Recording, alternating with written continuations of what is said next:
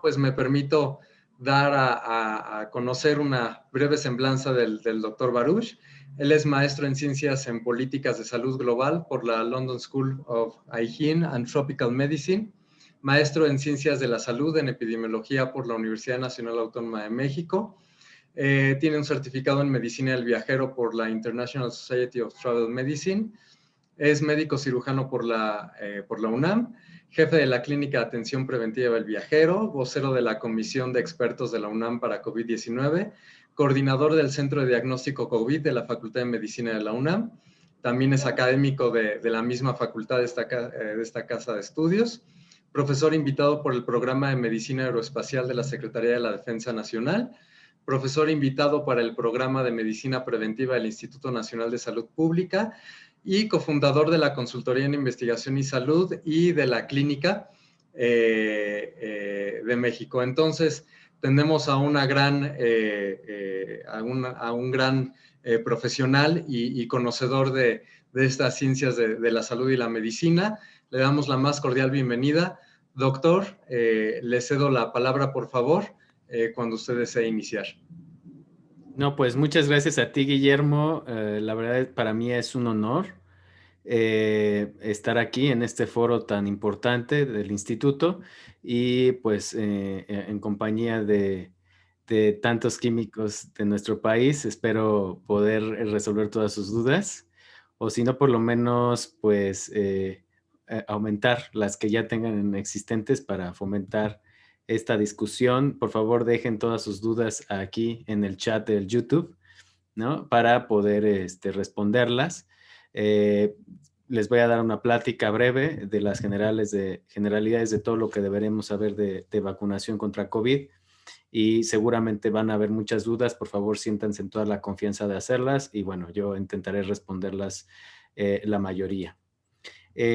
Bueno, como todos saben, pues es algo sin precedentes el tema del desarrollo de vacunas en nuestro país. Realmente nunca en la historia de la humanidad se habían desarrollado tantas vacunas contra la misma enfermedad y contra el mismo virus, SARS-CoV-2, en tan poco tiempo. Y bueno, ni siquiera estas plataformas tecnológicas se habían usado, estas RNA, para la distribución masiva de la aplicación de vacunas. Entonces, estamos ante un hecho histórico, sin lugar a dudas, no solamente por lo que representa la pandemia de COVID-19 y los desafíos, sino también por la forma en la que se está combatiendo, haciendo uso de estas herramientas de vacunas contra COVID. Bueno, como ya lo dijeron, pues soy el jefe de la Clínica del Viajero de la UNAM. Aquí está mi Twitter, BaruchJDR. Ahí, si quieren seguirme, ahí también podemos llevar un diálogo sobre todas sus dudas y comentarios. ¿Nos Y bueno, está compartiendo pantalla, doctor? Perdón. No, ya me estoy siguiendo como Juan por su casa. Déjenme compartir la pantalla. Sí, gracias, doctor.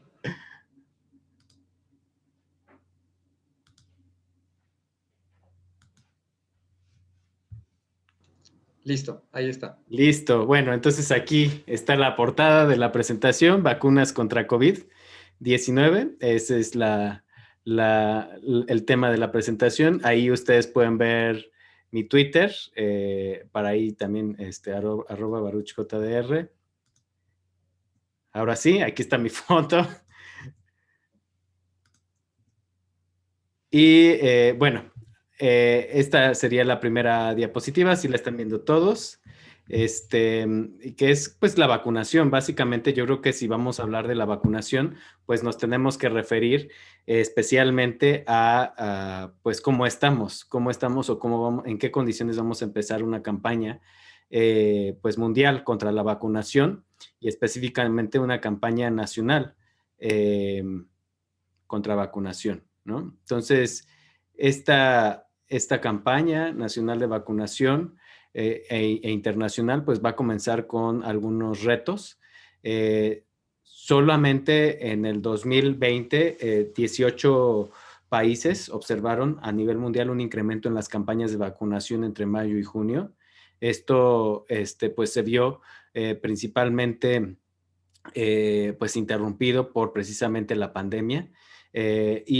Realmente pues alrededor de 53 países se tuvieron que parar o suspender todas sus campañas de vacunación o algunas que tenían ya en puerta, incluyendo México, como aquí podemos ver en el mapa, todo está prácticamente o grandes partes de los países están en rojo.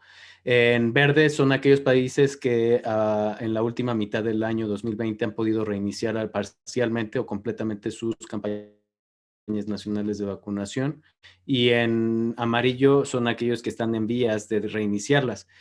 Pero ¿cuáles son las principales razones por las que nosotros vimos interrumpidas estas campañas nacionales de vacunación que contemplan otras vacunas que no son COVID, ¿no? Que son tétanos, difteria, en fin, las, todas las vacunas de sarampión, por ejemplo, en fin. Pues la primera es la falta de equipo de protección personal para los trabajadores sanitarios. Básicamente ha habido una escasez de estos equipos de protección personal que incluyen guantes, por ejemplo, que también son necesarios para poder vacunar, y otro tipo de insumos que son necesarios para tratar al público en una situación de COVID de alta transmisión. Restricciones de viaje dentro de sus mismas ciudades o dentro de sus mismas comunidades también les impidieron llevar a cabo estas campañas de vacunación, y baja disponibilidad de los trabajadores de salud, pues porque casi todos nos dedicamos a atender la pandemia, ¿no? Operativamente hablando o como tomadores de decisiones también. Entonces, eso también es un impedimento para asegurar la continuidad de las campañas. Ahora, pero por otro lado, no solamente se redujo la capacidad de poder montar campañas o continuar las campañas de vacunación preexistentes, sino también hubo una reducción en cuanto a la demanda de esta vacunación. Una reducción que en promedio ronda en 73% de parálisis, ¿no? Para África, que fue el que más sufrió, hubo una reducción, una parálisis del 89% en cuanto a la demanda. Las Américas también. Asia Meridional, el 73% de reducción, en fin. Y las principales razones para la baja demanda son, pues, en primer lugar, la preocupación por el riesgo de exposición a COVID. La limitación en los medios de transporte también fue muy importante, un factor decisivo para una baja demanda de continuar con los esquemas de vacunación o actualizarlos. Y el cierre y las medidas de distanciamiento social, pues también es un gran impedimento. Entonces, vamos a ver, ahora vamos a entrar a detalle con cómo estamos hasta el momento en cuanto a la campaña de vacunación específicamente diseñada para COVID-19 o contra COVID-19, ¿no? Este es un mapa del número de dosis aplicadas por cada 100 habitantes. Obviamente el número de dosis que se despliegan aquí en la pantalla y que ustedes pueden ver coloreados en diferentes tonos de azul, no significan el número de personas vacunadas, simplemente significan el número de dosis aplicadas, que no es lo mismo, porque pues se pueden aplicar solamente las primeras dosis, pero realmente se considera que una persona está con éxito vacunada cuando completa el esquema de vacunación. Pues en algunas vacunas, como ya veremos, pues son esquemas de vacunación que consisten en 2 dosis. Entonces, este mapa nos ofrece esta visión global de cómo es que va la vacunación por cada 100 habitantes. Entonces, obviamente, a simple vista, es evidente que los países con economías bien desarrolladas son aquellos países que van más avanzados. Y esto, pues, están concentrados en Europa, en Norteamérica y en alguna parte de Asia, como Rusia y China. No así en aquellos países con una gran densidad poblacional, pero en vías de desarrollo o pobremente desarrollados. Y esto involucra también Latinoamérica, América Central y del Caribe, que es una región muy importante que tiene países de bajo ingreso, y África. Vean, África es la preocupación porque pues realmente no han tenido acceso hasta el momento a ninguna dosis, básicamente solamente Marruecos por su cercanía a España y ya. El resto pues sigue paralizado ante la pues escasa oferta de vacunas dirigidas hacia el continente africano en cuanto a sus campañas de vacunación, ¿no? Hasta el momento, y esta es también una buena noticia, ya se han superado los 108 millones de dosis aplicadas. Eh, y esto es bueno porque pues más o menos ya se superó la cantidad de casos reportados, ¿no? De COVID-19. Y en promedio estamos hablando que se están aplicando 1.38 dosis por cada 100 personas, aunque México, bueno, como podemos ver, en esta tablita, pues solamente ha aplicado 687,000 porque son las que le han llegado, casi le han llegado 770,000 dosis, de las cuales ha aplicado casi el 73% de los esquemas, los ha iniciado, y pues esto equivale a 0.53 personas por cada 100 habitantes, ¿no? Entonces estamos por debajo del promedio de los países que están ya iniciando la aplicación, pero bueno, esas son buenas noticias porque por lo menos ya lo estamos iniciando, somos de los afortunados que estamos iniciando. A la cabeza, como pueden ustedes ver, pues están estos por cada 100 habitantes. Destaca mucho los casos de Asia Meridional, sobre todo el país de Israel y Emiratos Árabes Unidos. Y también, bueno, está el Reino Unido, los Estados Unidos de América, España, Italia, Alemania, o sea, muchos países que se concentran en Europa. Pero, ¿cómo es que nosotros podemos evaluar o tener un contexto de todo lo que debemos de saber de vacunas? Bueno, pues ya sabemos cómo es que se están distribuyendo, pero ahora hay que saber qué tipos de vacunas hay, cuáles se están autorizando por uso de emergencia y cómo es que podemos distinguirlas y cuál es su eficacia, porque al final de cuentas, pues eso es lo que estábamos esperando todo este año que pasó. Todo este año que pasó estábamos esperando a que concluyeran parcialmente los estudios de fase 3 por lo menos alcanzaran un par de sus objetivos principales para que nos dieran a conocer cuál era su eficacia, ¿no?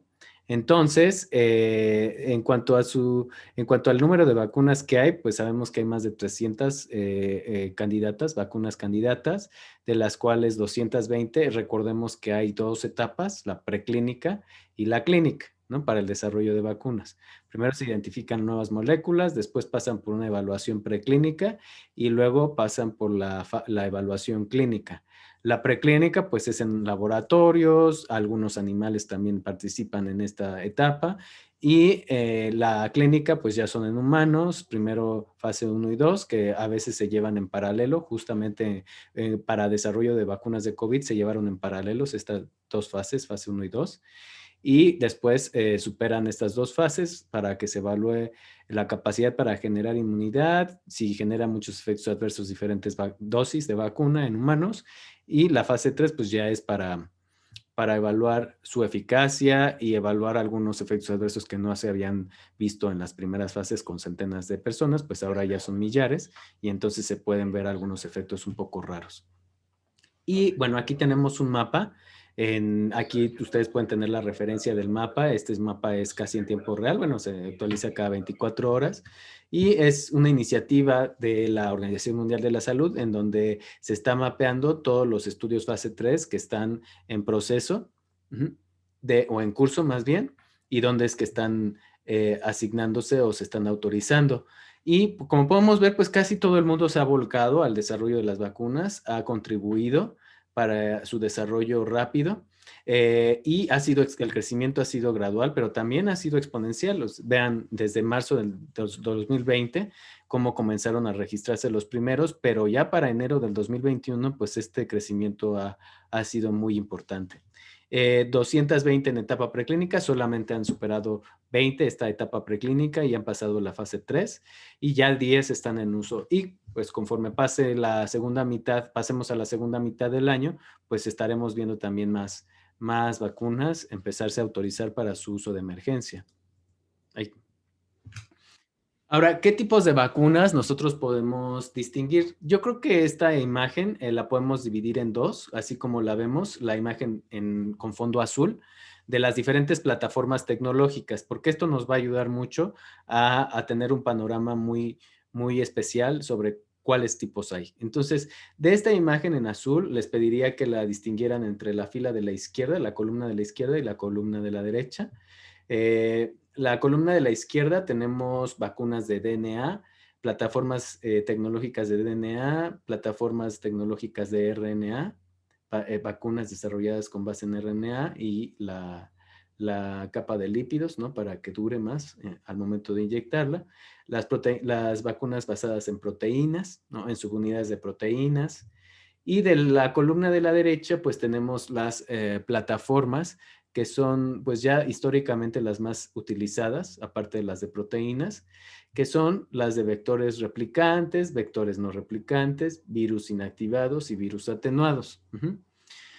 De DDA todavía están en desarrollo, nunca se han utilizado, nunca se han autorizado para su uso masivo. Y las de RNA, aparte de que ya están en desarrollo, ya se están aplicando. De estos ejemplos tenemos por lo menos 2 en puerta, que son la de Pfizer y BioNTech y la de Moderna, ¿no? Pfizer y BioNTech, pues ya fue la que se comenzó a autorizar para su uso de emergencia aquí en México y es la que se comenzó a aplicar al principio. Y la de Moderna, pues está auspiciada por los Institutos Nacionales de Salud de los Estados Unidos de América y por ende, pues está pues casi acaparada por Estados Unidos y algunos países europeos. Están las de proteínas, basadas en proteínas, por ejemplo, estas todavía no han salido casi ninguna, pero ya tenemos conocimiento de una, por lo menos en México, que es Novavax, que está haciendo su estudio fase 3 o concluyéndolo aquí en México, en el área de Jalisco. Tenemos las de vectores virales. De estas está la de vectores no replicantes, que ya veremos más adelante, que es, por ejemplo, Oxford y AstraZeneca, CanSino de China, la de Sputnik V, ¿no? Que es de Rusia. Estas son de Johnson y Johnson, también es de vectores no replicantes. Y tenemos algunas que todavía están en desarrollo y que no han alcanzado alguna fase de desarrollo pues muy adelantado, como las de vectores replicantes, virus inactivados y atenuados. ¿Por qué? Pues porque necesitan obviamente de laboratorios muy sofisticados para poder manipular estos virus y para poder manipularlos de manera viva y atenuada en el caso de las últimas vacunas. Ahora, ya veremos más adelante las fortalezas aquí y las debilidades de cada una. Aquí lo que nosotros podemos ver también es cómo es que ha ido este proceso de desarrollo. Prácticamente la mayor cantidad de vacunas que se están investigando en estos momentos a nivel mundial son de proteínas o subunidades de proteínas, ¿no? Y en segundo lugar, pues están las de vectores no replicantes junto con las de RNA, que ya han dado algunos resultados. Entonces, esto es para darnos una idea del panorama general de las vacunas.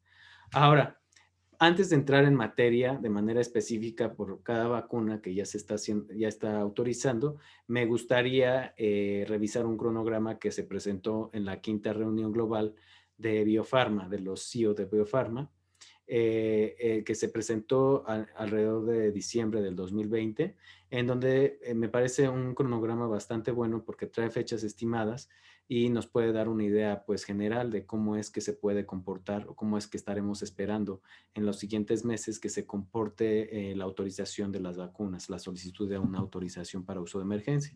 Y si ustedes pueden ver, más o menos coincide con lo que ya se está autorizando de manera real. Aquí tenemos graficados de manera en el eje de las YES,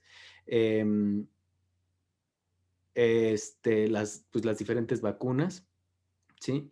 Y contra los cuartos del año 2020, los últimos, bueno, el último cuarto del año 2020 y el primer cuarto del 2021, ¿no? Que es justo el que estamos cursando en estos momentos. Entonces, por ejemplo, vean, la vacuna de Oxford y AstraZeneca se esperaba ya que se comenzara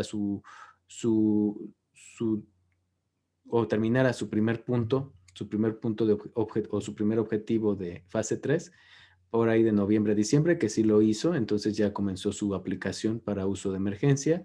Pfizer y BioNTech general también ya lo hizo en diciembre, Moderna también en diciembre, pero por ejemplo, aquí tenemos otras, por ejemplo, Sputnik 5, que me gustaría que también vieran, tiene un primer corte alcanzado en enero, ¿no? Que es por eso que ya está aplicando para su uso de emergencia. Sin embargo, recordemos que Sputnik V está, por ejemplo, programada para que reclute 40,000 participantes voluntarios. El primer punto lo alcanzó cuando reclutó los 22,000 y por eso es que el estudio todavía es preliminar los resultados y el estudio está en curso hasta que te concluya los 40,000. Y tenemos CanSino, que se está estimando que termine o que alcance su primer objetivo a finales de enero, ¿no? O sea, ya casi. Pero también tenemos otras vacunas que vamos a ver más adelante que van a aplicar para su uso de emergencia en este mes que está iniciando, que es, por ejemplo, Johnson Johnson, a la cual debemos de estar un poco al pendiente y ya veremos por qué.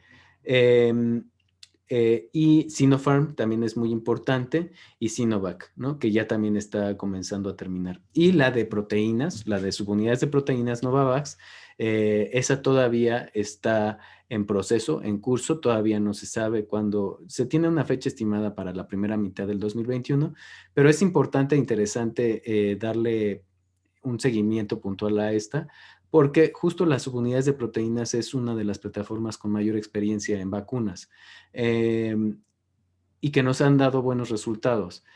Eh, entonces, Novavax sería una de las primeras vacunas ya con una gran experiencia en subunidades de proteínas, ¿no? Que nos puede dar luz hacia las otras desarrollos, porque si se fijan, pues muchas de los estudios de investigación para el desarrollo de vacunas de contra COVID están basadas en proteínas y en subunidades de proteínas. Entonces, por eso es importante tenerla en cuenta en el radar.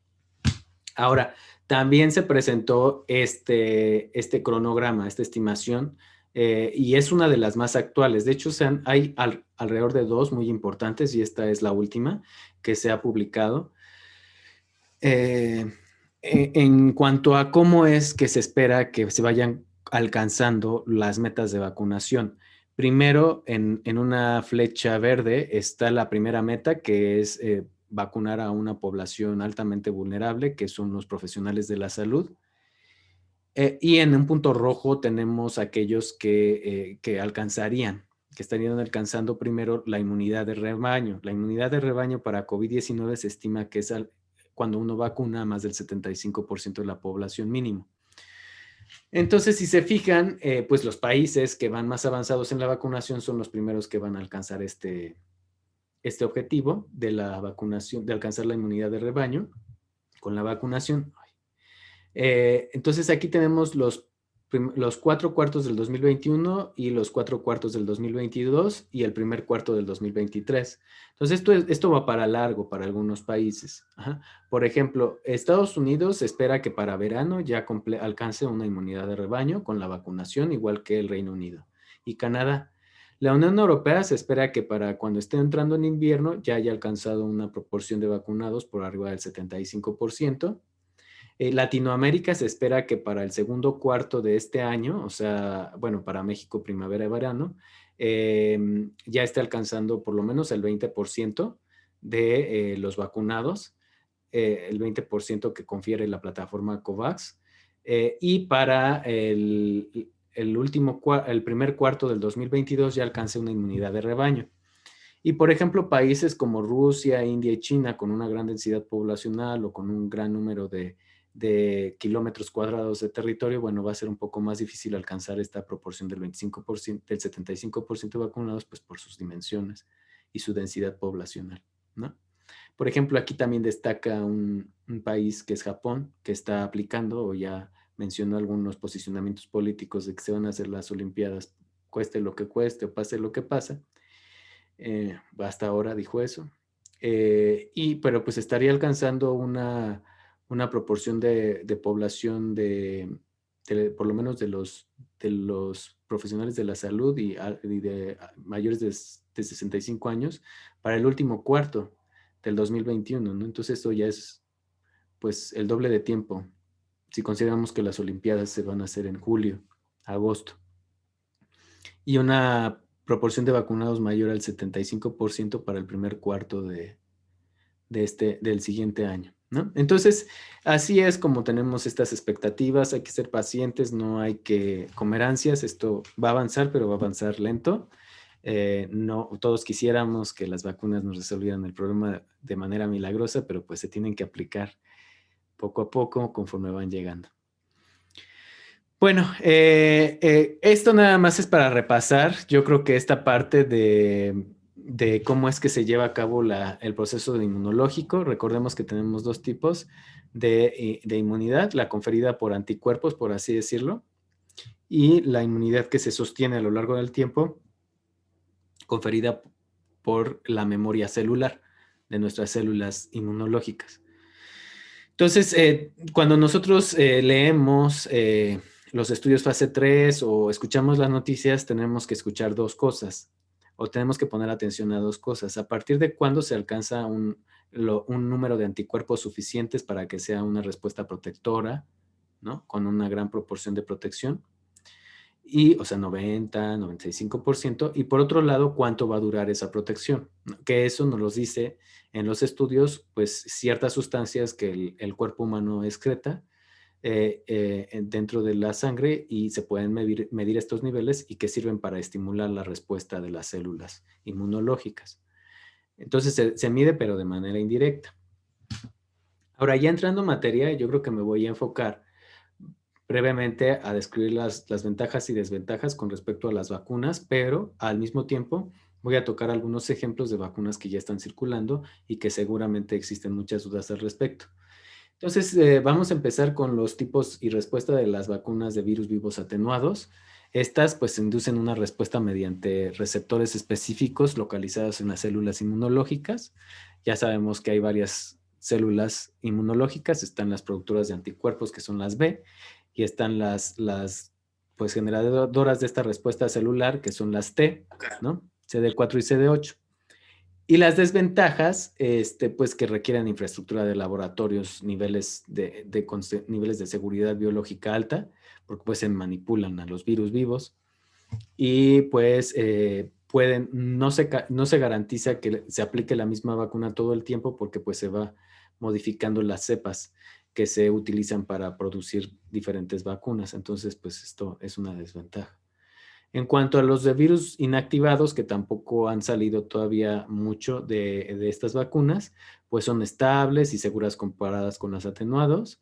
Tenemos mucha experiencia de virus inactivados, infraestructura tecnológica preexistente, porque pues así se hacen muchas de las vacunas con las cuales nos están vacunando diariamente.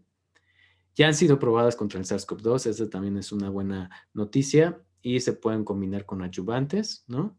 Para mejorar la respuesta, pero requieren de refuerzos y de manipulación de una gran cantidad de virus. Ya pasando a las que ahorita están ya muy en boga, a las que son de nuestro gran interés porque son las más avanzadas, pues están las de subunidades de proteínas, y estas, yo creo que la gran diferencia a partir de este momento es que todas las vacunas de las cuales hemos estado hablando y de las que vamos a hablar en esta parte de la conversación, son vacunas que no tienen la capacidad de generar la enfermedad o de provocar la enfermedad. ¿Por qué? Pues porque están hechas de partes del virus, del SARS-CoV-2, o están diseñadas para que no se puedan reproducir estos virus que son vectores.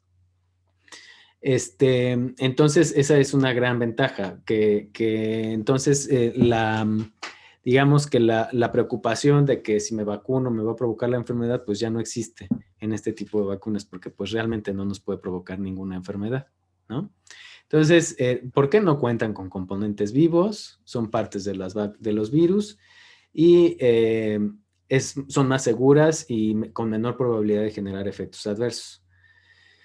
Desventajas, pues, dudas sobre la capacidad de generar esta memoria a largo plazo. Esa es la principal. O sea, a lo mejor requieren refuerzos anuales o cada 5 años, por ejemplo. Entonces, es una gran interrogante que todavía no vamos a poder responder porque apenas los primeros participantes se están siguiendo por no más de 6 meses. Las basadas en vectores son muy interesantes, pues porque tenemos varias. Ahorita les voy a mencionar 2, pero nada más aquí me gustaría decir que estas vacunas basadas en vectores se les llama que están basadas en vectores. ¿Por qué? Porque ahorita lo que lo que se está ocupando para desarrollar estas plataformas son adenovirus. Los adenovirus son una familia de virus respiratorios que afectan a varias especies, pero a los humanos, por ejemplo, se están ocupando estos vectores AD5, el adenovirus 5 humano, el AD26, que es el adenovirus humano también que afecta y que está, por ejemplo, el AD5 y el AD26 están en la vacuna de Sputnik V, también está en CanSino el AD5 y en Johnson & Johnson el AD26. Entonces, estos vectores de virus respiratorios, les quitamos una parte de su material genético que eso hace que no se puedan replicar en nuestro cuerpo, o sea, nos asegura que no se puedan reproducir y como tal no nos puedan enfermar pues, de una enfermedad respiratoria por adenovirus. Y en segundo lugar, pues se les adhiere a su superficie la partícula, la proteína S, ¿no? Esta proteína S tan famosa que hemos escuchado hablar y que le confiere el nombre de corona al coronavirus, al SARS-CoV-2. Entonces, cuando nos los inyectan, nuestro cuerpo, pues obviamente lo primero que va a identificar va a ser la estructura del virus, del adenovirus. Entonces, eso nos va a asegurar una respuesta tan de buena calidad que el cuerpo va a generar memoria, ¿no? Por ser un adenovirus. Entonces, nuestro cuerpo dice, ok, este es un virus, hay que irnos contra él. Pero al momento de que lo detecta, pues identifica estas proteínas S que están en su superficie y entonces genera inmunidad, no contra el adenovirus, sino contra el SARS, la proteína en espiga del SARS-CoV-2. Entonces, esta es la gran ventaja de estas. Y pues la desventaja es que como estos adenovirus pueden infectar al humano constantemente con resfriados comunes, lo que puede pasar es que una persona que se vaya a vacunar a lo mejor tuvo un resfriado antes, un año antes o un meses antes de vacunarse, y a lo mejor nuestro cuerpo ya haya generado inmunidad contra este vector y entonces al momento de aplicarnos la vacuna puede generar interferencia. A lo mejor dice el cuerpo, no, ya lo conozco, lo elimino luego, luego. Y entonces ya no deja que se produzca la inmunidad contra la proteína del coronavirus. Entonces es una desventaja, pero vamos a ver cómo es que evadimos o cómo es que los grupos de científicos están evadiendo esta desventaja. Por ejemplo, el adenovirus que está ocupando la vacuna de Oxford y AstraZeneca es un adenovirus que no infecta a humanos. Es un adenovirus que infecta a los chimpancés. Entonces así se evade esta probable desventaja que les dije, que es pues que hayamos estado previamente infectados de este adenovirus. Entonces, pues ya, se elimina esa interferencia, se asegura que no haya. ¿Cómo se llama ese adenovirus? ChAdOx 1. Por eso es que le dicen ChAdOx AZD1222 a esta vacuna en su nombre científico, ¿no? Que comercialmente pues ya, ya lo identificamos como Oxford y AstraZeneca. La conservación, esta está autorizada ya en México, ya está autorizada también en India. De hecho, se acaba recientemente de haber una noticia de que se estaba incendiando un laboratorio y salió en las noticias el laboratorio donde se estaba produciendo la vacuna. Afortunadamente hay creo que como 5 más plantas de estas, entonces dijeron que no había problema, que no iba a pasar gran cosa, afortunadamente. También en la Unión Europea ya se aceptó y por supuesto en el Reino Unido, pues porque de ahí es la farmacéutica y la universidad. La conservación, pues afortunadamente estas vacunas de adenovirus se pueden conservar a la misma temperatura que el resto de las vacunas que nosotros normalmente estamos acostumbrados a recibir, que es de 2 a 8 grados. Entonces esta es una gran ventaja para nosotros, para todo el mundo, porque ya existe la infraestructura, ¿no? Ya no tenemos que comprar más refrigeradores de ultracongelación, ni preocuparnos de capacitar al personal que la va a aplicar, pues porque ya es expertísimo en esta aplicación de estas vacunas, ¿no? Pues desde nuestra infancia nos las han aplicado. Entonces dura de 2 a 8, entre 2 y 8 grados en conservación por hasta 6 meses, que es más o menos el tiempo de recambio que se recomienda. Es de 2 dosis esta vacuna de Oxford y AstraZeneca. Y bueno, también otra ventaja es que se puede aplicar entre la segunda dosis entre la cuarta semana y la semana 12. Entonces, ese tiempo sirve pues para poder aplicar una mayor cantidad de dosis a una mayor cantidad de personas en lo que se producen las segundas dosis. Reacciones observadas hasta el momento pues han sido nada más locales como cualquier otra vacuna que nos aplican. Dolor en el sitio de aplicación, enrojecimiento, hinchazón local, este tipo de efectos que son pues esperados porque pues parte de que estamos inyectando algo extraño a nuestro cuerpo. Pues el cuerpo reacciona, que es lo que esperamos. De la eficacia, todavía estamos esperando a que salgan estos estudios preliminares de fase 3, pero lo que sabemos hasta el momento es que tiene una eficacia de entre el 62% y por arriba del 71% en algunas poblaciones, y se genera 7 días después, o se alcanza la máxima eficacia 7 días después de la segunda dosis, y tiene una eficacia del 100% de reducir, de protegernos contra los casos graves de COVID, estos que llegan a los hospitales o que requieren intubación. Entonces, estas son buenas noticias, que por lo menos nos ayude a evitar que nos compliquemos y terminemos en un hospital necesitando oxígeno o algún ventilador. Entonces, bueno, la gran ventaja también de esta vacuna es que, pues, como sabemos, es una vacuna sin fines de lucro, ¿no? Por la, pues, por el apoyo de la Universidad de Oxford, que así se comprometió con AstraZeneca para que no se lucre con esta vacuna. Por lo tanto, pues es una vacuna bastante accesible para los países en vías de desarrollo, porque pues no cuesta tan cara cuando la comparamos con otras. Entonces, esa también es una gran ventaja de esta vacuna. De la Sputnik V, pues ya está autorizada en México, ya tuvimos la noticia de la COFEPRIS, está también autorizada en Argentina, Belarus, Rusia y otros países. El nombre científico es Gamcovid-Vac, así ustedes la pueden encontrar en las publicaciones del Instituto de Investigaciones Gamaleya. Su conservación, igual que las de vectores, es de 2 a 8 grados centígrados, consta de 2 dosis con 21 días de separación entre cada una. Esta en especial utiliza 2 vectores diferentes. Por ejemplo, la de Oxford y AstraZeneca se aplican 2 dosis de la misma con el mismo vector, el ChAdOx. Pero esta, la primera vacuna es con el vector AD26, el adenovirus 26 de humanos, y la segunda dosis al día 21 se utiliza otro vector que es el AD5, el adenovirus 5. Y ya ven que les comentaba que una desventaja era la interferencia que pudiera haber utilizando adenovirus que hayan infectado previamente al que recibe la vacuna. Bueno, si utilizas 2 vectores diferentes, 2 adenovirus diferentes, pues también disminuyes esta interferencia que pueda haber. Entonces, por eso es que Sputnik V utiliza estos vectores, 2 diferentes, y justo ahorita, hoy se anunció, esta semana se está anunciando que ya comienzan a hacer un estudio para combinar Sputnik V con la de Oxford, para ver cómo les va, si mejora la eficacia. Por lo pronto no se han observado efectos adversos graves, se han observado nada más locales. Vean nada más, la eficacia es del 91.6% en todos los grupos.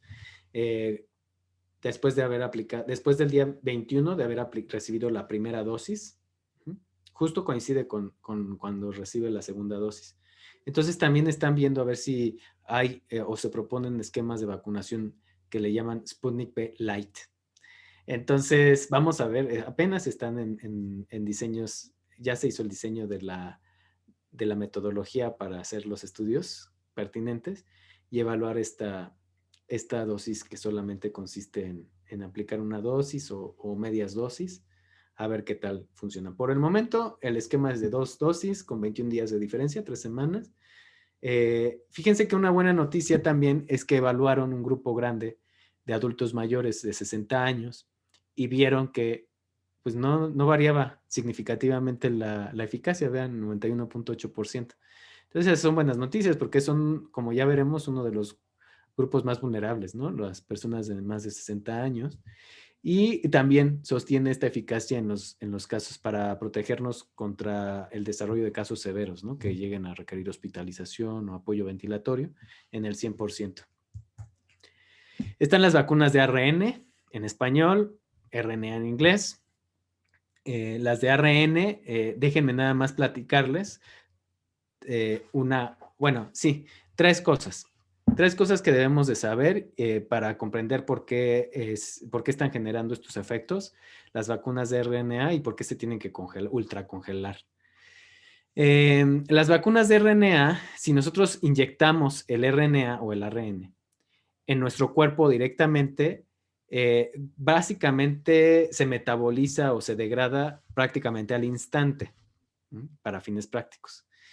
Entonces necesitamos, o los científicos necesitan envolverlas en una cápsula, en unas cápsulas de lípidos que son, si ustedes recuerdan sus clases de primaria, bueno, los químicos también las de bioquímica, pero para el público general, pues en la primaria nos enseñan que la pared celular, bueno, que la célula está envuelta en una pared, ¿no? Y es una capa de lípidos, esa pared. Igual, es igualito lo que están usando, esta tecnología de envolver a este RNA en una capa de lípidos, de tal manera que no cause ninguna reacción extraña en nuestro cuerpo. Pero esa cápsula necesitamos añadirle una sustancia que nos ayude a que no explote esa cápsula o no implosione, o sea, no se ponche, por así decirlo, ¿no? En términos coloquiales.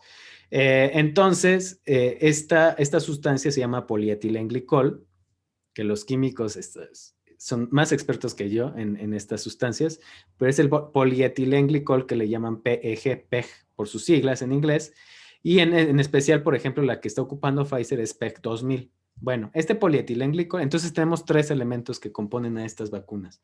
El RNA, que es de la proteína S, para que nuestras células hagan esa proteína y la expresen en la superficie, la cápsula que lo envuelve y la sustancia que asegura que dure más tiempo en nuestro cuerpo, esta vacuna. Entonces, esta sustancia PEG es la que parece ser que causa las respuestas alérgicas, las respuestas alérgicas agudas.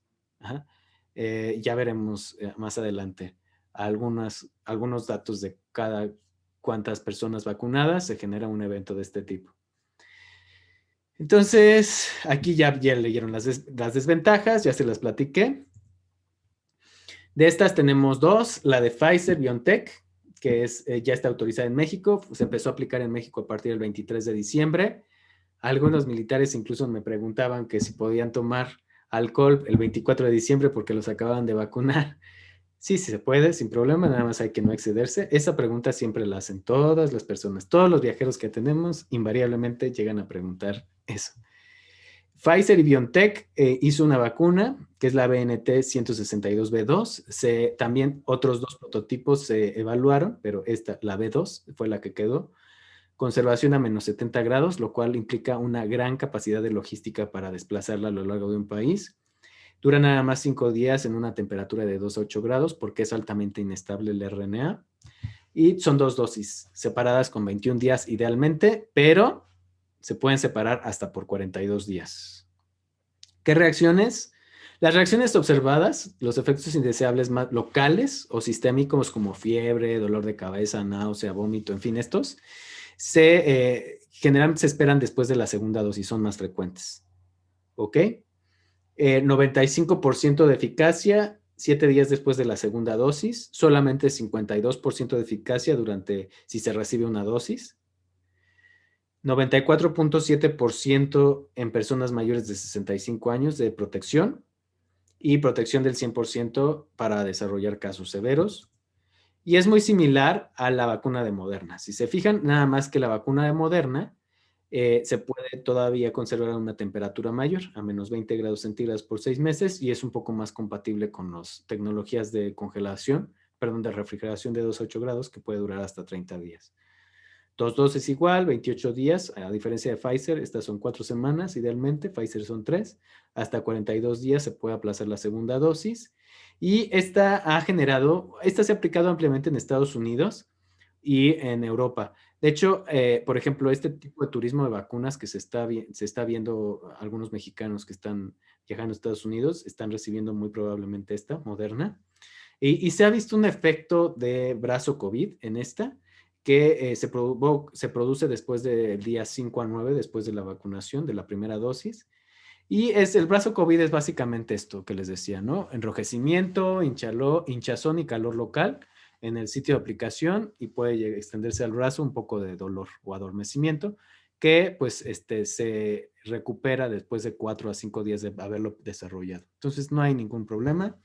Igual 94 de eficacia, 14 días después de la primera dosis. Esta tiene un poco menos de eficacia en mayores de 65 años, del 86.4%, pero de todas maneras es muy bueno. 100% para desarrollar casos severos y 80% si solo se recibe una dosis, comparado con la de Pfizer, que es 52%. Y esto es lo que les comentaba de las reacciones alérgicas, que están mediadas por anticuerpos que previamente el cuerpo ya había creado contra esta sustancia, que es probablemente la que esté ocasionando el número de casos de respuestas a alergias severas de tipo agudo, que es por el PEG 2000. Y esto aumenta 10 veces el número de eventos indeseables. Por ejemplo, en cualquier vacuna se espera que 1 de cada 1.000.000 de vacunados pueda desarrollar un choque anafiláctico, por ejemplo. En este caso se esperaría que fuera 1 de cada 100.000. Y por eso es muy importante que aquellas personas que han desarrollado algún anafiláctico después de alguna vacunación, cual sea, o darse un medicamento, lo comuniquen al personal que va a vacunar, porque pues hay que tener sus precauciones. Sobre todo hay que hacer un interrogatorio dirigido para ver si fue después de aplicarse alguna vacuna o alguna sustancia, algún medicamento que haya contenido polietilenglicol o sacarosa, que también puede estar relacionada. Bueno, ya. Aquí algunos datos generales para concluir. Turismo de vacunas. Esto es un fenómeno nunca antes visto. También. Nos tienes muy sorprendidos a todos. Tiene que ver mucho con el turismo de salud, turismo médico, pero pues esta es una como rama especializada, ¿no? Del turismo médico, que es el turismo en vacunas. Y ya se han detectado algunos países que están ofreciendo paquetes, por ejemplo, en Emiratos Árabes Unidos, el mismo Estados Unidos, los mismos mexicanos que tienen residencia o que están constantemente cruzando la frontera por cuestiones de familia, pues también pudieran hacer este tipo de turismo de vacunas, ¿no? Y, por ejemplo, Cuba, hubo una noticia muy sonada de que pues vacunaría a las personas que fueran como turistas. Habrá que confirmar ese dato, todavía no se ha pronunciado nada oficial, pero bueno, vean que es sorprendente. Cada día nos sorprendemos más de lo que puede pasar durante la pandemia, y bueno, esto también es una sorpresa para todos, el turismo en vacunas. Pero ¿por qué es importante delimitar bien? Si bien es ético pues garantizar la vacunación a los grupos más vulnerables, no lo es para aquellos que no se encuentren como grupos vulnerables, no se consideren dentro de una estrategia nacional de vacunación. Entonces esto también tendría implicaciones para, pues sí está bien que tengan mayores de 60 años vacunándose, y pues si de pura casualidad va pasando alguien que no sea del país y tiene más de 60 años y están vacunando, pues está bien que se vacune porque entra dentro del grupo de alto riesgo vulnerable. Pero bueno, también hay que delimitarlo muy bien. Tampoco es recomendable pues estar ahí fomentando este tipo de actitudes. Estrategias de vacunación, y que tiene mucho que ver con la diapositiva anterior. Pues las estrategias de vacunación que vamos a ver en los siguientes meses van enfocadas a cumplir dos objetivos. El primero es reducir la transmisión, el primero es conferir protección directa a grupos de mayor riesgo, y el segundo es reducir la transmisión. Pero para reducir la transmisión se tiene que alcanzar una inmunidad de rebaño, ¿no? Del 65% más 75% en el caso de México. Entonces aquí es como yo les pongo o en las estrategias de vacunación, que pues tiene un efecto limitado esta estrategia, este objetivo de reducir la transmisión, sobre todo en el primer año, para México por lo menos, porque pues es un efecto limitado al inicio, no estás vacunando a todos, requiere una vacunación masiva y requiere vacunas altamente efectivas. Depende del número básico de reproducción. Entonces así es como se calcula, con el famoso número básico de reproducción que lo empezamos a escuchar a inicios de la pandemia. Si yo soy contagioso, ¿a cuántos voy a contagiar? Eso es a lo que se refiere el número de básico de reproducción. Eso es, si yo tengo un 1 de número básico de reproducción, pues entonces contagio a 1. Si tengo 2, pues contagio a 2. Yo, si soy contagioso. Si tengo menos de 1, entonces no contagio, o sea, no contagio a nadie, ¿no? O no es, bueno, individualmente. Ya si esto se calcula poblacionalmente, ya se interpreta diferente. Entonces, pues el SARS para alcanzar una inmunidad de rebaño, pues vean, se encuentra más allá del 60% de la población debe de ser vacunada. Entonces, ¿qué están haciendo los países para alcanzar primero el objetivo de, pues, conferir protección directa a grupos de mayor riesgo? ¿Por qué? Porque pues finalmente cumple con estas condiciones. Hay una disponibilidad limitada de dosis, considerada el punto de la epidemia en el que se encuentra la población, que pues es ascendente, es crítico, e identifica los factores de mayor riesgo para desarrollar complicaciones y mortalidad. ¿Y cuáles son? Bueno, pues si nos referimos a México, pues hay dos. Uno por riesgo laboral y otro por grupos de edad, ¿no? El riesgo laboral, pues pues tenemos una de las cifras con mayor letalidad de los personal sanitario, eso ya no hay duda. Entonces, hay varias estadísticas que difieren. Yo tomé el del Sistema Nacional de Información en Salud, que es 500,000, decía que era 500,000 de personas, ahora ya le aumentaron que es 1,000,000 de profesionales de la salud, pero bueno, yo tomé en cuenta y pues podemos tomarlo como base, mínimo 500,000 trabajadores de la salud, hasta 1,000,000, que es el techo. ¿Por qué es importante vacunar a todos los trabajadores de la salud y no solamente a los de la primera línea de batalla? Pues porque transmiten la infección a los grupos vulnerables, porque todos atienden personas enfermas y mayores de 60 años. Y pues el alto número de muertes acumuladas. El factor de mayor riesgo pues es la edad, y es muy claro, o sea, creo que no hay ningún otro factor de riesgo que sea tan claro, aparte de los grupos de profesionales de la salud. Ay, aquí no se ve el punto de corte, pero bueno, en los grupos altamente vulnerables con enfermedades preexistentes, se ve muy claramente una tendencia ascendente a partir de los 65, 55 años, 55 a 65 años. Uh-huh. Y bueno, aquí ya se ve, perdón, es la anterior, pero bueno, aquí ya se ve claramente cómo pues a partir de los 60 años de edad, cómo aumenta de manera exponencial la letalidad o la mortalidad en estos grupos de edad, ¿no? Y pues bueno, si van a no afectar las variantes, no se sabe todavía, necesitamos tener más datos. Recordemos que nuestro cuerpo, cuando nosotros, recordemos que las vacunas están diseñadas para presentar la totalidad de la proteína S, no una parte, sino toda la proteína S. Y esa proteína S en nuestro cuerpo toma varias características de esta proteína S, muchas, y entonces crean anticuerpos que van a neutralizar al virus al detectar esta proteína. Entonces, si varía, entre más varía la proteína, obviamente, pues más fácilmente puede pues evadir esta respuesta inmune o evadir a estos anticuerpos. Pero tiene que acumular una gran cantidad de mutaciones en la proteína S como para que se modifique radicalmente, y entonces el cuerpo los anticuerpos que se crean contra varias partes de la proteína S y no solamente contra una, pues ya no lo identifiquen. Entonces está difícil que una variante pueda llegar a causar que las vacunas pierdan la eficacia. Ya se ha visto que algunas variantes han disminuido algunos puntos porcentuales la eficacia, pero necesitamos todavía más estudios. Es muy prematuro para poder decir si una vacuna se ve comprometida con algunas variantes. Y ya para finalizar, porque ya se me está agotando el tiempo, esta parte de la desinformación creo que es muy importante. Recordemos que, bueno, la desinformación proviene de la infodemia, ¿no?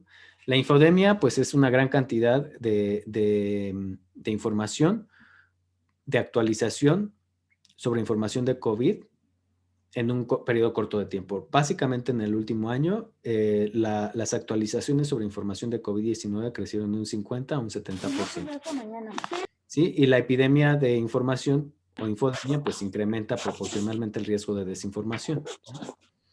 ¿Y qué genera la infodemia? Pues que hace difícil encontrar fuentes confiables, tiene un impacto en la salud mental, es difícil tomar decisiones, no existe control de calidad y cualquiera puede escribir o publicar sobre cualquier tema.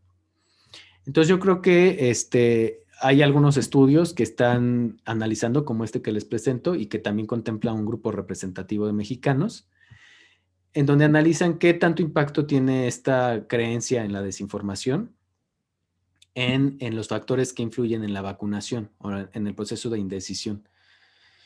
Y yo creo que aquí destacan dos para los mexicanos. Uno es que entre un mexicano crea más en los científicos, es más afín a aceptar la vacunación. Pero también resalta algo que creo que es importante, eh, que si, por ejemplo, la edad también influye en diferentes grupos de edades, influyen también en ser más resistentes a la vacunación. Parece que los jóvenes son un poco más reticentes a aceptar la vacunación y el género también. Entonces, habrá y esto puede que tenga mucho que ver con la equidad de género en varios aspectos de la pandemia y el acceso a la información que tiene México.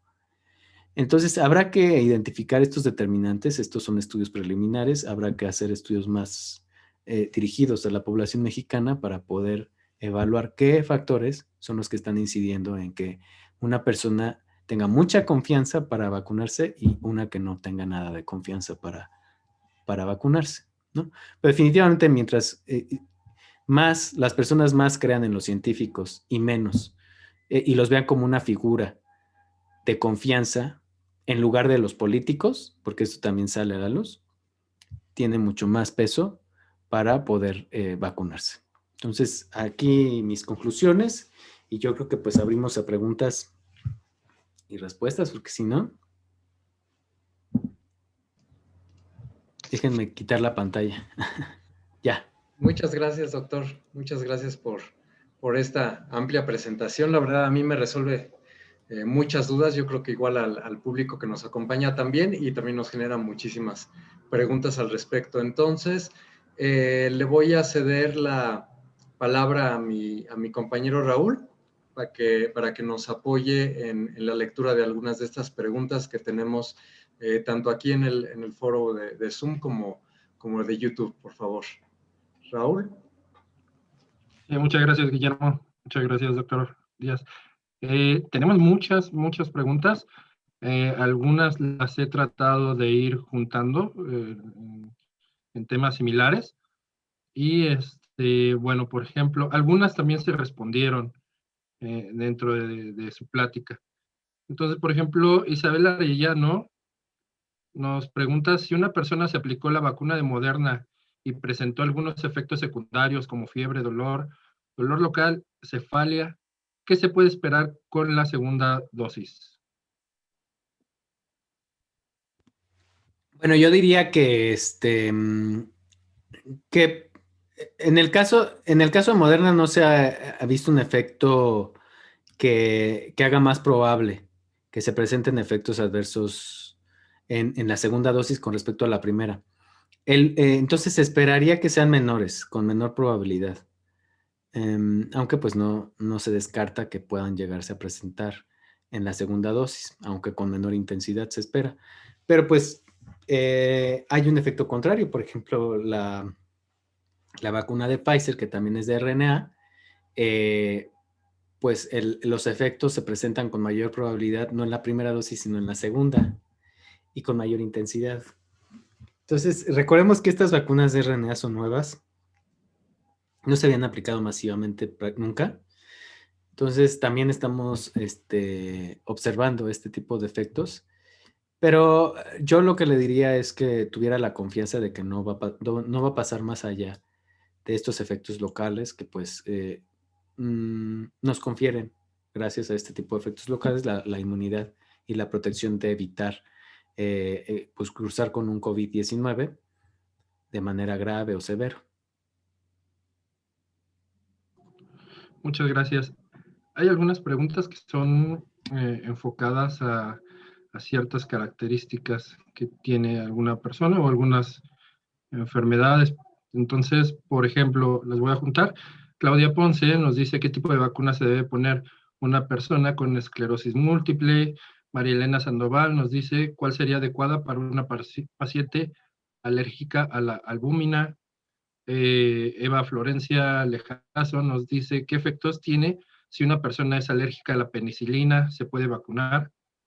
Por ejemplo, esas, doctor. Bueno, miren, yo aquí sería muy cuidadoso en responder preguntas tan específicas porque recuerden que eso va a depender del tipo de vacuna que haya disponible en el momento que seamos candidatos a la vacunación. Y eso va a ser muy importante que lo sepamos diferenciar y estemos al pendiente. Por ejemplo, la vacuna de Pfizer la vamos a recibir hasta dentro de una semana, 10 días más o menos, de 10 a 15 días. Pero es probable que también se empiece a aplicar la vacuna de Sputnik V. Y como ustedes vieron, son dos vacunas por completo diferentes. Entonces, sí tenemos que estar al pendiente de que cuando nos llamen a vacunarnos, pues preguntemos primero preguntemos cuál va a ser la que nos van a aplicar y seguramente eso se dará a conocer o durante la campaña de vacunación o a través de medios de comunicación en las conferencias de prensa. Y en segundo lugar, bueno, que sepamos cuáles son las contraindicaciones muy claramente de cada una de esas para que en el momento en que estemos frente al personal sanitario que nos va a vacunar, pues por lo menos le digamos nuestras enfermedades preexistentes y contra qué somos alérgicos, y esto va a ayudar mucho a los profesionales de la salud a distinguir si son candidatos a una u otra vacuna. Con respecto a grupos especiales con enfermedades preexistentes, recordemos que ningún estudio fase 3 está diseñado para evaluar la diferencia entre diferentes subgrupos. Acuérdense que los diseños de investigación están hechos para cumplir los objetivos a los que se quiere llegar. Y los objetivos de los estudios fase 3 son ver si es eficaz o no una vacuna contra combatir una enfermedad o una infección. En dos grupos, todos mayores de 18 años o de 16, por cuestiones de bioética y de bioseguridad. Uno que recibe una sustancia inerte que se llama placebo y el otro que recibe la vacuna que estamos evaluando. Se trata de que estos dos grupos sean diversos étnicamente, racialmente, grupos de edad que sean balanceados y que también sean balanceados con el sexo, ¿no? Mujeres y hombres por igual, para que no haya ninguna confusión. Pero pues nada más es ese objetivo. Realmente, si nosotros queremos saber si se le puede aplicar, o sea, si es igual de eficaz en un subgrupo de mayores de 65 años comparado con el resto, bueno, entonces tenemos que hacer un diseño especialmente para comparar estos grupos, o si queremos saber si es segura y eficaz para personas con algún tipo de inmunocompromiso, pues tendremos que reclutar a hacer un diseño que reclute a personas específicamente de estos padecimientos. Entonces, estas respuestas son muy difíciles de dar una evidencia científica porque pues no tenemos todavía ese conocimiento científico que lo avale. Lo que sí podemos decir que, por ejemplo, las vacunas de RNA pues no han demostrado ser dañinas porque pues no se puede reproducir nada. O sea, realmente es un código, un mensaje que lee la célula y expresa una proteína que produce. Y ni siquiera se internan al núcleo, o sea, todo pasa en el exterior del núcleo, de las células de nuestro cuerpo. Entonces son seguras seguramente o sea, no hay ninguna contraindicación absoluta para aplicarse en embarazadas, por ejemplo. Solamente hay que tener esta precaución de que pues sean de los grupos de alto riesgo, ¿no? Prioritarios. En inmunocompromisos tampoco se ha evaluado la seguridad y la eficacia. Se espera que sean seguras cuando se apliquen con inmunocomprometidos, siempre y cuando sean o pertenezcan a estos grupos de alto riesgo. sobre todo en las primeras etapas. Y obviamente si estamos en una etapa de inmunocompromiso, ¿no? Pues esperamos que la reacción no sea la ideal. A lo mejor se necesitarían aplicar algunos otros refuerzos cuando pase esa etapa de inmunocompromiso.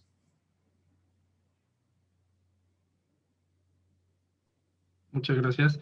Claudia Ponce nos dice, ¿qué tiempo va a tardar la vacuna en estabilizar la rutina de la vida? Bueno, como veíamos en algunas diapositivas que les presenté de estos cronogramas, seguramente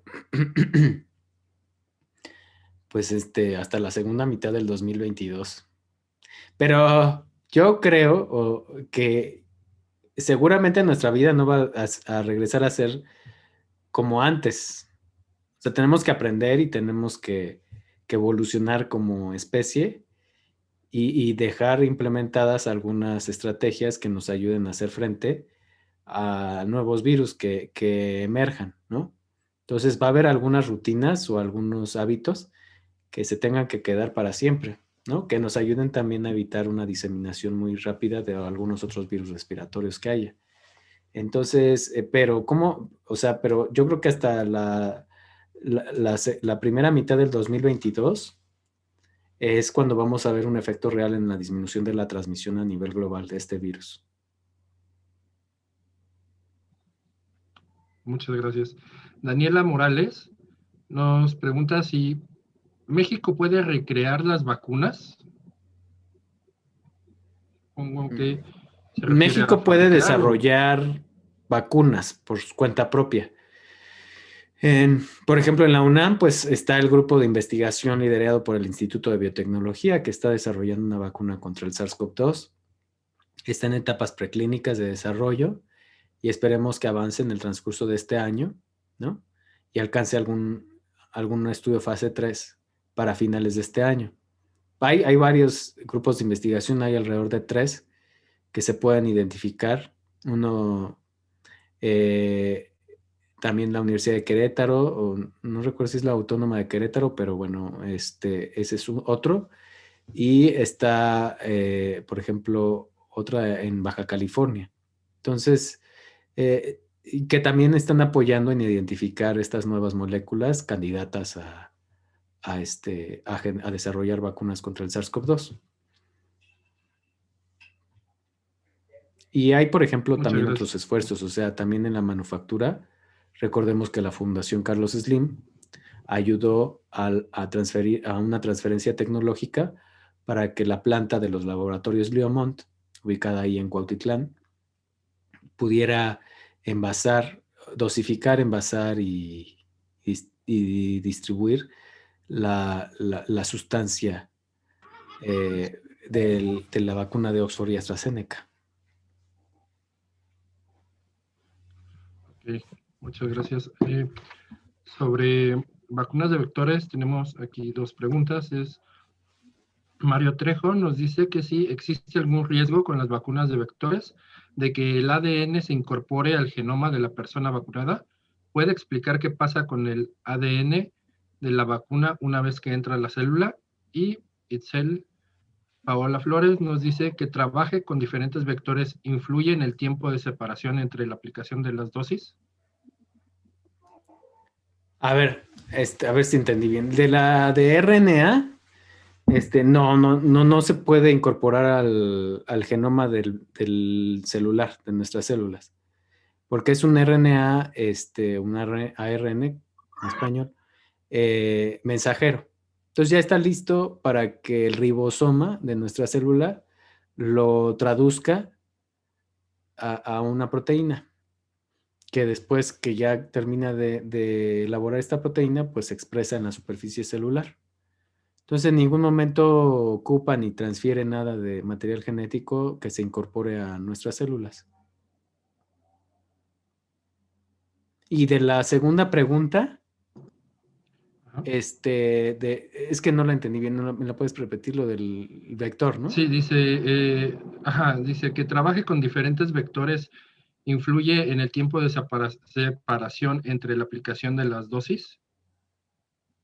No, pues, bueno, hasta el momento no. Hasta el momento solamente es un esquema propuesto. Y acuérdense que la única vacuna que trabaja con 2 vectores diferentes es la de Sputnik V, que es la rusa, una de las rusas. Entonces, y hasta el momento no hay una recomendación de que se separe más allá de 21 días la primera de la segunda dosis. Pero si se fijan, es un esquema similar a las otras 2 vacunas de vectores que ya están autorizadas, que es la de Oxford y AstraZeneca, aunque esta sí se puede separar hasta 12 semanas. Y bueno, en el caso de la de CanSino, pues es una dosis única. Ok. Olimpia Roxana Ponce nos pregunta, ¿qué pasaría si no se recibe la segunda dosis de la vacuna de Pfizer? Pues nos quedamos con una inmunidad del 52%. Esa sería la respuesta. Hay una opción de que se separe hasta 42 días, recuerde, que está recomendada como un esquema alternativo por el fabricante, hasta 42 días. Después de eso ya no se asegura una buena respuesta a la segunda dosis, porque pues no existen los fundamentos teóricos para esto. Y realmente evidencia científica como tal, solamente Pfizer pues la reunió para un esquema de 21 días. Entonces esta evaluación de 42 días está hecha con fundamento teórico y lo único probado es un esquema de 21 días de separación entre cada una. 21 a 28. Ese fue el rango en el cual a todos los participantes voluntarios que se les aplicó la vacuna, la recibieron entre el día 21 y 28. Entonces, así como el fabricante dice, bueno, pues yo nada más puedo asegurar estas condiciones, aunque teóricamente se puede aplazar hasta el día 42, pero más allá del 42 se desconoce. Ok, muchas gracias. Josefina Morales nos pregunta, los odontólogos son de alto riesgo, ¿por qué no se consideran? Bueno, eso habría que preguntárselo a la autoridad sanitaria. Recordemos que la Estrategia Nacional de Vacunación está, bueno, obviamente la diseña y la aprueba y la publica la Secretaría de Salud del Gobierno Federal, ¿no? Ayudado o asesorado con un consejo asesor de vacunación. Ellos no toman las decisiones, ellos emiten consejos, pues consensuados, obviamente, pero quien incorpora las recomendaciones o no las incorpora es el gobierno federal. Entonces, existe una lista que son alrededor de 14 trabajadores de la salud que están contemplados como personal de la salud prioritario. Perfecto.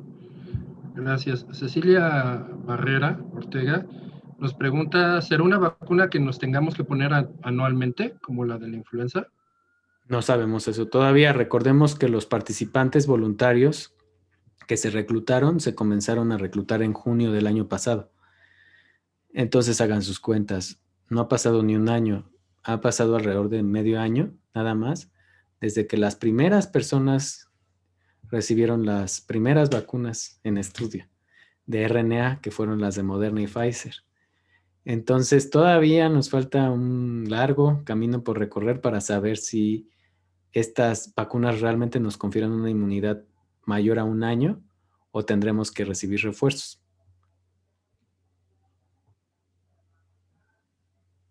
Ok, muchas gracias.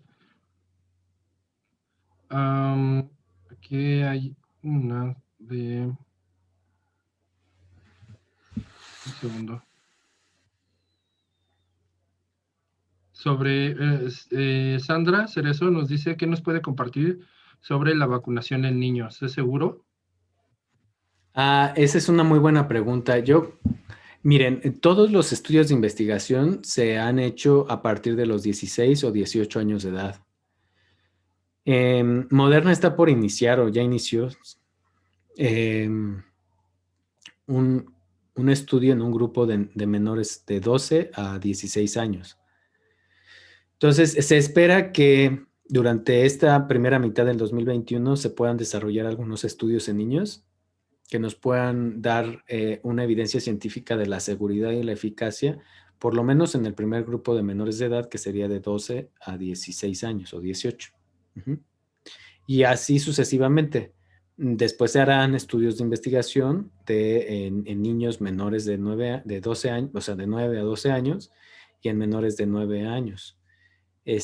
Pero mientras no haya una evidencia sustancial y contundente de que es segura y eficaz, pues no se puede indicar en esta población de menos de 16 o de 18 años, dependiendo de cada vacuna. Y tendremos que esperar. Ok. Paola del Carmen Cortés nos pregunta si las personas que ya presentaron la enfermedad también están consideradas en la vacunación. Pues miren, hasta el momento la Estrategia Nacional de Vacunación de México está dividida por grupos de edad. Entonces, pues así es como se va a definir de acuerdo a la Estrategia Nacional de Vacunación y por, por grupos de trabajo, ¿no? Que hasta el momento se han incorporado dos como prioritarios: los trabajadores de la salud en primera línea, los trabajadores de la salud que no atienden a COVID y los maestros, que ya se hizo un piloto. Entonces, seguramente conforme avance y haya más dosis disponibles, pues seguramente primero se va a iniciar con las mayores de 60 años porque ya se está lanzando la plataforma en cuanto sirva y podamos registrar a nuestros papás y nuestros abuelos porque está caído el servidor, pero primero pues serán esos grupos y después seguramente se comenzarán a hacer estos censos por parte de las instituciones de salud públicas y privadas de personas pues con algunos factores de riesgo que ya se han identificado, que son los diabéticos, las personas con obesidad, las personas con enfermedades crónicas respiratorias, cardiológicas, ¿no? Hipertensos también. En algún momento se ha lanzado esta hipótesis, aunque ha sido más difícil comprobarla, pero también están considerados. Ok, Sergio Rosales nos pregunta, ¿cuál es la diferencia entre cepa y variante? Pues realmente yo creo que habría que preguntarle a un biólogo. La variante, miren, hay varias cosas. Yo creo que aquí lo más importante hay que diferenciar los clados de las variantes. Los clados son grandes familias distintas entre sí y las variantes son como el previo a un clado. Las variantes son un cúmulo de mutaciones que se repiten muchas veces y entonces ya se detectan como variantes. Y ya estas variantes pueden entrar en diferentes clados, ¿no? Que son ya cúmulo de mutaciones más significativas que inciden en alguna parte del genoma del virus de manera radical. Entonces tenemos alrededor de 7 u 8 clados y que cada uno de esos clados contiene dentro de esos clados diferentes variantes, ¿no? Y estas son las que se están estudiando. Es muy importante también mencionar que es la primera vez prácticamente en la historia de la ciencia que se ocupa la secuenciación de un genoma completo de un virus en este caso para poderlo seguir en tiempo real y evaluar las mutaciones si es que afectan o no a esta pues a la generación de variantes y estas variantes afectan la dinámica de la transmisión. Y también nos está haciendo muy difícil a nosotros como epidemiólogos y a los tomadores de decisiones, políticos también, saber distinguir entre lo que se ve en el laboratorio de lo que se pudiera reflejar en una dinámica poblacional real. O sea, porque en el laboratorio podemos ver que puede ser más transmisible, podemos ver que es más letal para las células humanas, en fin. Pero eso ya trasladarlo y traducirlo al impacto poblacional no es tan fácil. Entonces, eso también está en desarrollo en la ciencia ahorita, ¿no? No se había ocupado la secuenciación genoma para determinar acciones y el seguimiento de este genoma y las variantes para determinar acciones de salud pública nunca, ¿eh? Es la primera vez.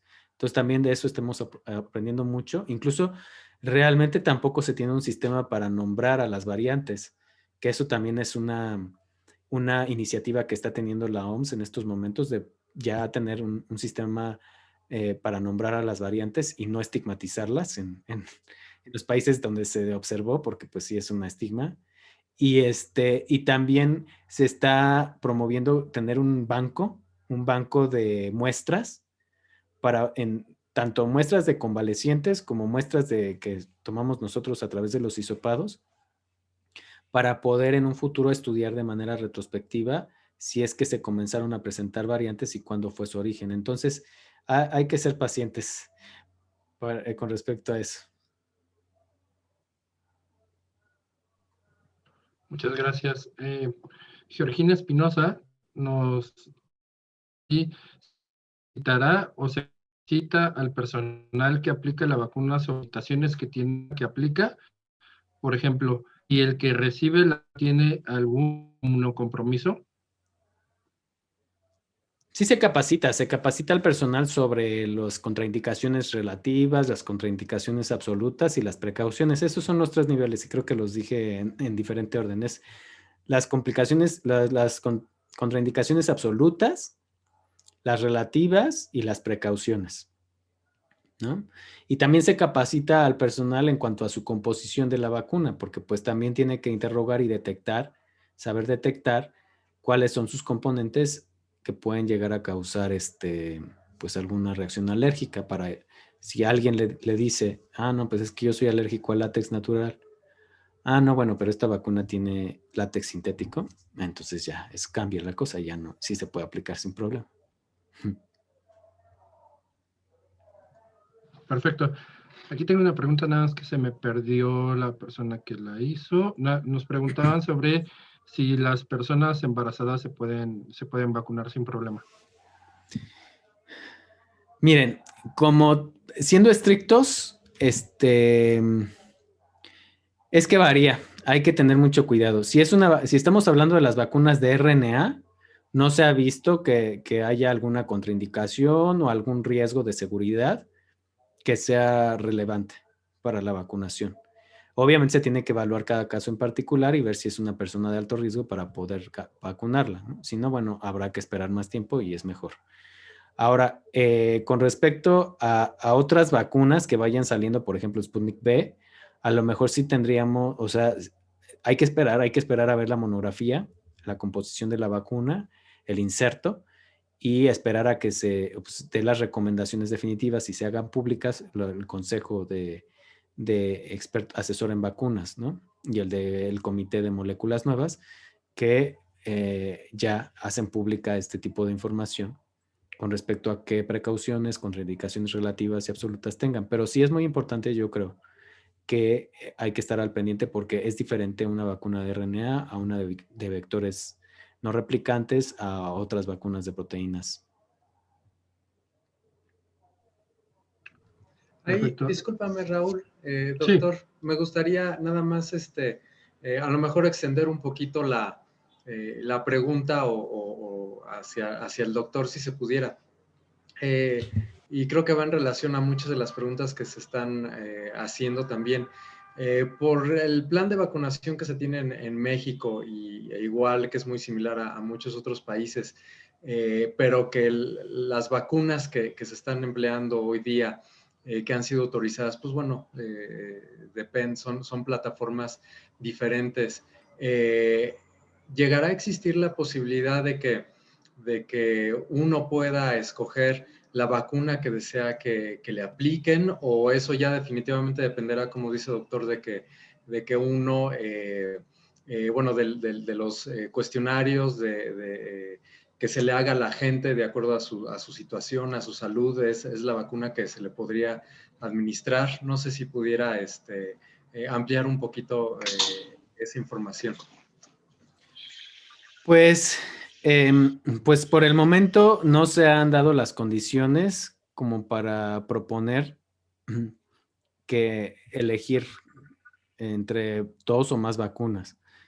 Realmente en estos momentos se va a aplicar la que esté disponible de acuerdo a las recomendaciones, o las diferencias que se vean entre diferentes grupos, pero pues hasta el momento de las dos vacunas, Pfizer y Sputnik V, que es la que va también a estar circulando en nuestro país, estas dos, pues las dos son seguras y eficaces en mayores de 60 años y en menores de 60 años. Entonces, pues realmente cualquiera puede aplicarse sin problema. Ahora, en este caso, pues se recomendará en determinado momento que pues aquellas personas que hayan tenido una reacción desencadenada, una reacción alérgica grave a la primera dosis de Pfizer, de la vacuna contra Pfizer, pues mejor inicien y completen su esquema con la vacuna Sputnik V, porque pues ya estaría contraindicada la segunda dosis en este sentido, ¿no? Pero esas ya son indicaciones muy puntuales y muy particulares. Realmente en el grueso de la población no habría ningún problema entre Sputnik V y Pfizer.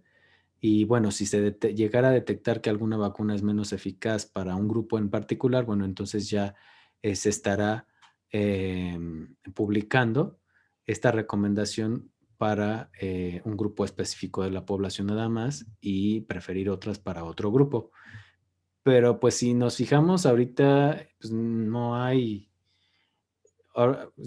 ninguna vacuna a la venta que nosotros podamos decir, no, pues mejor me aplico esta u otra, ¿no? Esto va a pasar yo creo que a finales del año o principios del próximo año, en donde ya haya un mercado más abundante, sin tanta escasez de vacunas, pero yo creo que este año no nos tenemos que preocupar por eso, porque pues no creo que vaya a ser posible elegir una u otra vacuna. Y como ustedes ven, tienen una eficacia muy similar. Las que ya están siendo autorizadas, su eficacia es muy similar en muchos de los grupos de edad.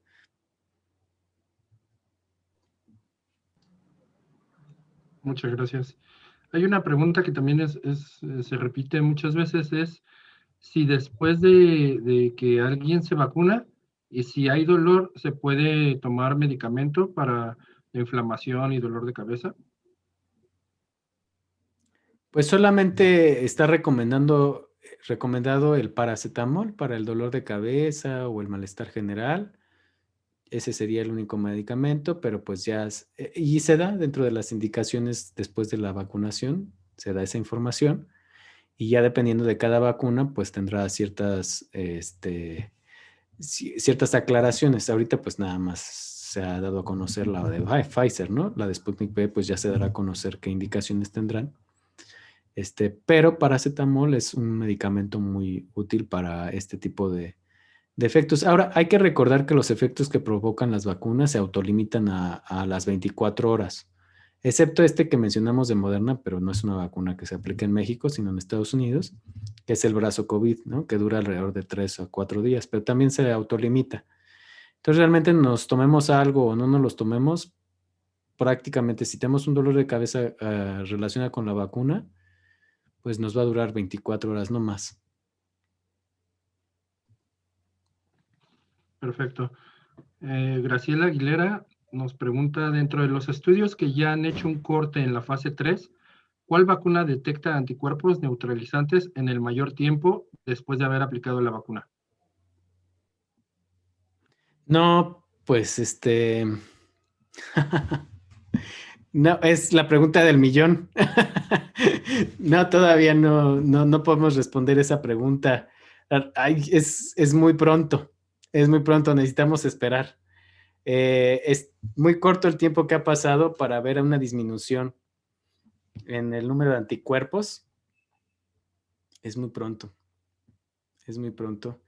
Se mantienen, todavía todos se han mantenido.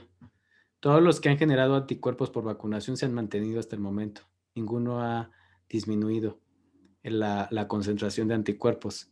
Y también hay otra cosa, cuando puede llegar a disminuir a lo largo del tiempo, cuando curse más tiempo, la concentración de anticuerpos, pero entonces entra la parte de la inmunidad de memoria y entonces ahí es todavía más difícil saber si se garantizó una inmunidad de memoria.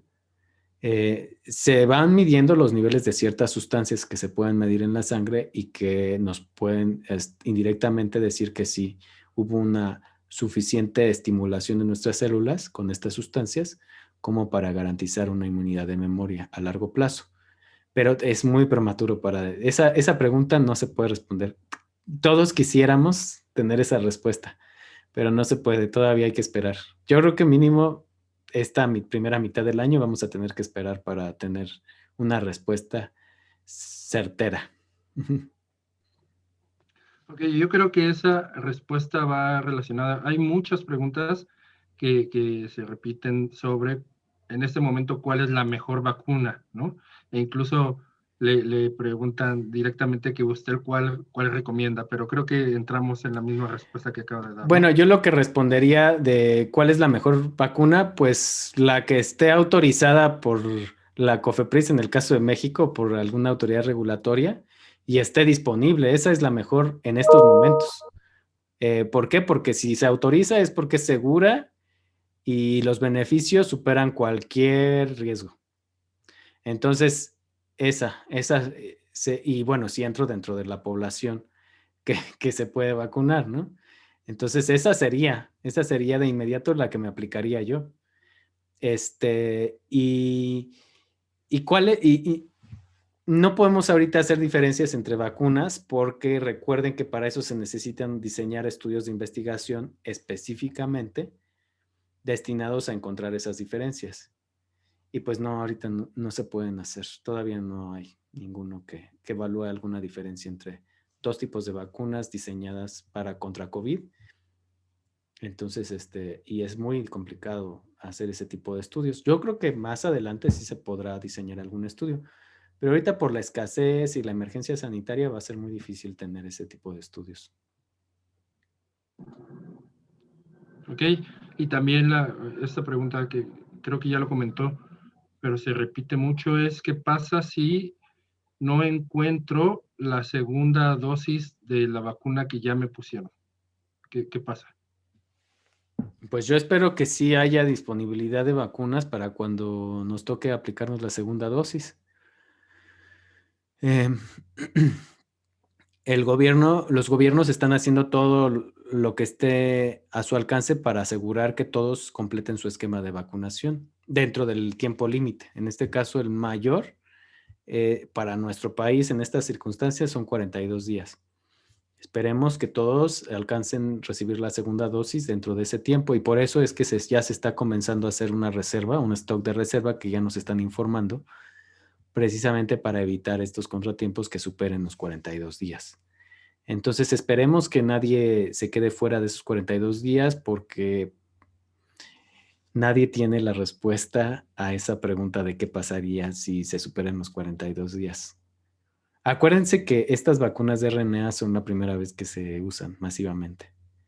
Entonces las respuestas van saliendo conforme va sucediendo, ¿no? Entonces, es muy difícil pronosticar ese tipo de inconvenientes. ¿Qué pasaría si superan los 42 días? Se nos desconoce qué pasaría, no podemos asegurar nada. Si pasa, bueno, habrá que estudiarlo para ver, pues, qué es lo que pasa. Muchas gracias. Julio César Botello nos pregunta, ¿considera adecuada la estrategia de vacunación en el país? ¿Qué ventajas y desventajas tiene la estrategia gubernamental para lograr la inmunidad de rebaño? No, bueno, no, aquí no se trata de hacer juicios de políticos. Aquí yo creo que es un foro de debatir a la luz de la evidencia científica este tipo de vacunas, qué es lo que sabemos, lo que desconocemos y cuáles son las limitaciones y fortunas de este desarrollo de vacunas contra COVID. Si se dan cuenta, yo presenté en una parte de la charla de manera general cómo se estaban diseñando y estructurando estos planes nacionales de vacunación, no solamente en México, sino en el mundo, que están basados en dos vertientes o dos objetivos principales, que uno es la reducción de la transmisión, pero que esa se alcanza a largo plazo, ¿no? Cuando alcancemos una inmunidad del 75% más. Y la otra es disminuir la mortalidad en los diferentes grupos de alto riesgo vulnerables. Entonces, estos dos objetivos se contemplan y las incorpora el plan, la Estrategia Nacional de Vacunación de México. Realmente ahorita lo que está sucediendo es pues las complicaciones operativas de llevar a cabo el plan, y mucho tiene que ver en estos momentos por por la escasez de vacunas que están fluyendo, no nada más hacia México, sino prácticamente a todo el mundo. Entonces, realmente es muy prematuro para hacer un juicio de valor con respecto a si se están aplicando en tiempo, si se está aplicando rápidamente el plan, la Estrategia Nacional de Vacunación. ¿Por qué? Pues porque mientras no haya vacunas, pues no vamos a poder, vacunas suficientes como para poner realmente a trabajar al Sistema Nacional de Salud, pues no vamos a poder evaluarlo, ¿no? Ahorita 500,700,000 dosis no son muchas para un sistema nacional de salud como el de México. Entonces, habrá que esperar a que ya comiencen a fluir poco a poco, y conforme se vayan acumulando los millones de dosis, bueno, ver cómo es que se está solucionando este problema paliativo para acelerar la cantidad de personas vacunadas. Pero mientras, pues es cuestión de esperar a que la producción alcance lo suficiente como para comenzar a tener estos beneficios de la vacunación. Muchas gracias. Ya vamos a terminar. Vamos a hacer una pregunta más. Hay muchas preguntas que creo que se las vamos a hacer llegar y de alguna manera nosotros responderemos a los participantes. Entonces, Jonathan Felipe nos dice, con base en las nuevas cepas que están apareciendo alrededor del mundo, a futuro, ¿cómo ve el desarrollo y actualización de las vacunas? ¿Y deberíamos aplicarnos de nuevo estas? Pues mira, hasta el momento el hecho de que se visualicen nuevas variantes es bueno, porque así se le da un seguimiento puntual y continuo, permanente a estas variantes. Hasta el momento no han sido lo suficientemente capaces como para generar un, un cambio significativo en la proteína que disminuya de manera radical la eficacia de las vacunas.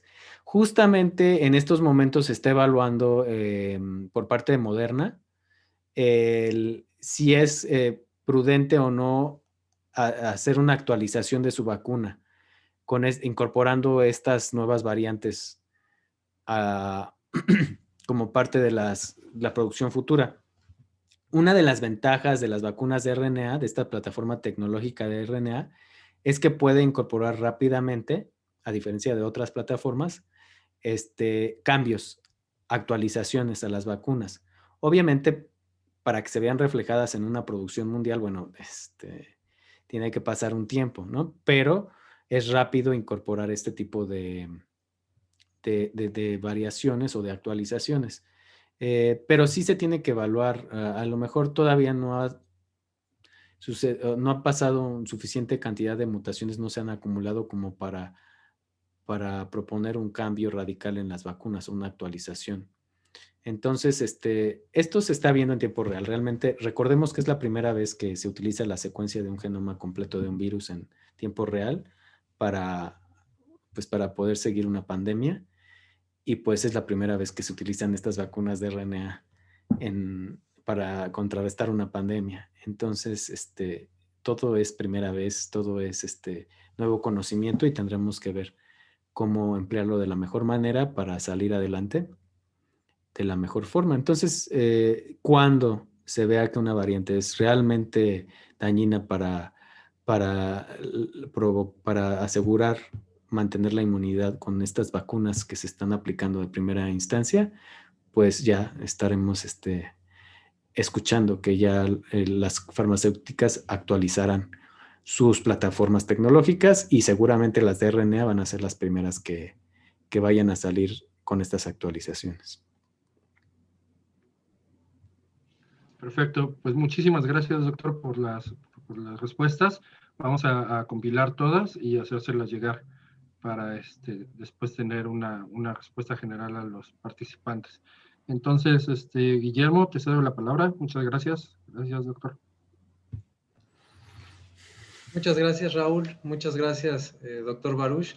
Bueno, pues sí, definitivamente un tema que da para mucho más tiempo de plática, de diálogo.